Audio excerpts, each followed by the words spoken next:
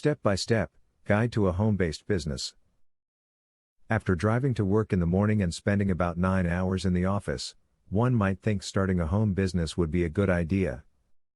After all, working on your own time schedule and without the expense of traveling to and from the office sounds like something we'd all like to do.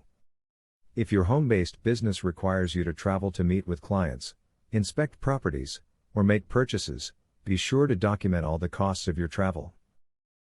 Traveling expenses are 100% deductible, and your food while traveling is 50% deductible. Even tips can be considered a business expense, so make sure to get a receipt for everything, and make sure that receipt notates the final amount you actually paid. You must go to any limit when you are working to make your customers satisfied.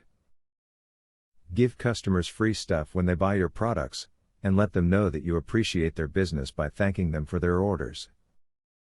People love receiving free items, as it makes them feel special. Let them know that you value their business. If you are a pet sitter, drop some business cards off at local veterinarian offices.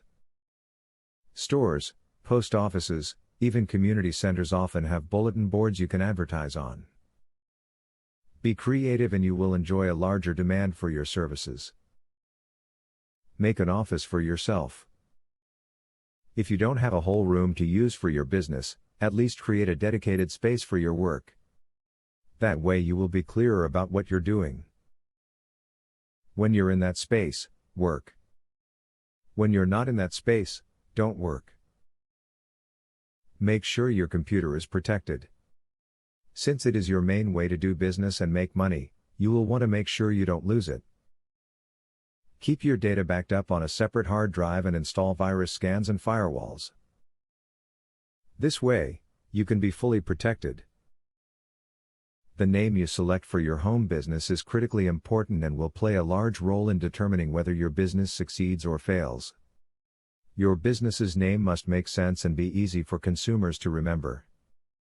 When deciding on a business name, it is also a good idea to find out if the domain name is available.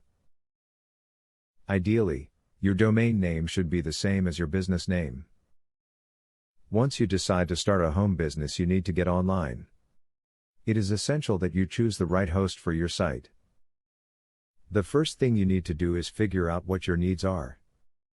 Do you want a simple HTML site, or do you plan on including features such as a discussion board, a database, and e-commerce? Your hosting company must support all of the features you need at a reasonable price. There is only one problem with this idea: it usually doesn't work out the way we planned. Small businesses have hidden problems and expenses, and unless you really know what you're doing and have a pretty good cash stash besides, chances are your business will fail. It does work for some people though, so plan carefully and give it a try. Student loan,